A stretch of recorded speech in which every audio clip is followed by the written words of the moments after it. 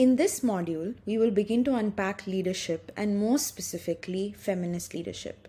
Like feminism, leadership is also understood in different ways. What does leadership mean to you? And what character traits do you associate with leadership? The traits and behaviors generally associated with leadership usually have gendered connotations.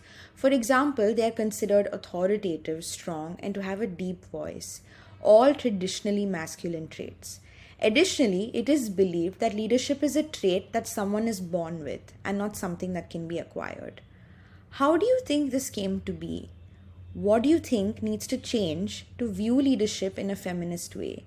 And why do we even need to be feminists in our practice of leadership? I'll give you some time to just think about it.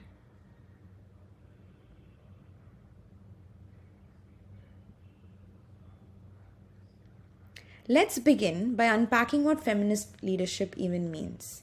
Feminist leadership has been defined in various ways. One working definition that may help us start unpacking it is as follows.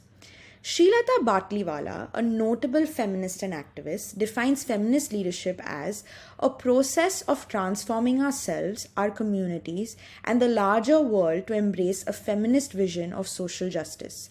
It's the process of working to make the feminist vision of a non-violent, non-discriminatory world a reality. A world where there is equality and respect for all people's rights, regardless of gender identity, race, ability, class, caste, ethnicity, sexual orientation, religion, or location. A world where human societies live in a non-exploitative, respectful relationship with Mother Earth. Feminist leadership is about mobilizing others around this change vision to embrace it and work together towards it. Let's take a minute while you note down your reflections on this definition. Do you agree with it? Do you disagree with it?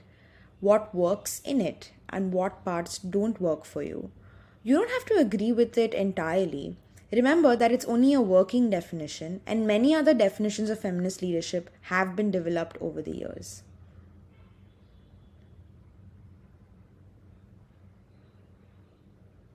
Now let's ask the most important question, which is why do we even need feminist leadership? Feminist leadership is needed because it challenges power, gender, and rigid hierarchies that influence access to leadership positions. It is a framework of leadership that can critically think about power, identity, and structures of oppression and situate the demands from leadership within this thinking framework. While traditional leadership has been about exerting power and authority, feminist leadership has been about engaging in power with and power to communities rather than power over them. Feminist leadership is intersectional and recognizes and acknowledges the need to achieve social justice, and its role in achieving it. Feminist leadership becomes fluid, flexible, and capable of collective change and reform. Feminist leadership, as Batliwala's definition speaks, is about equity for all. Feminist leaders hold values of love in congruence with their ideas of empathy, justice, trust, community, equity, power, and intersectionality.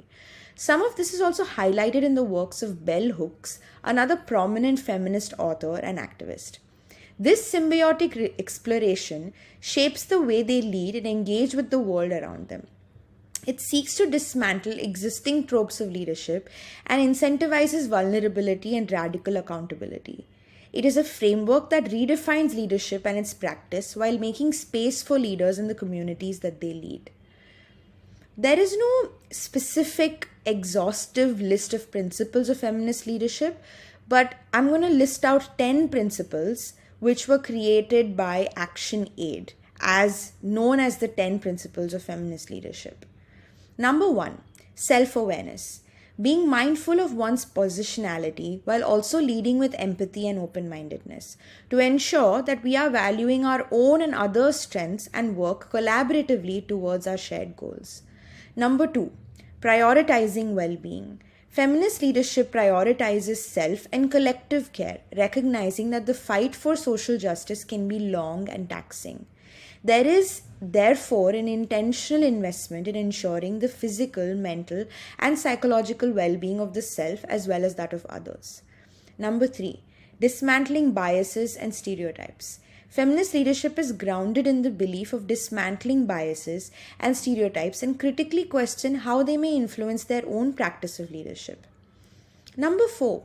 Feminist leaders create ways for everyone to be equally heard, respected, and succeed. Diversity as a practice and recognizing and responding to participation barriers becomes crucial to bring about intentional inclusion. Number 5. Power sharing. The fifth principle speaks about sharing power, that is, creating spaces for others to lead, fostering collaboration with shared goals, trusting community or team members to lead and co-lead while supporting leads for the shared goals. Number 6. Transparency and accountability. Being responsible and transparent about the use and influence of power is an integral principle of feminist leadership.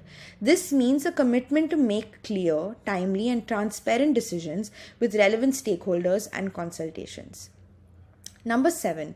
Accountable collaboration means a commitment to clear, mutually owned goals. Feminist leaders hold strong individual and collective accountability, measuring success by collective contributions and addressing challenges in performance fairly and decisively. Number 8.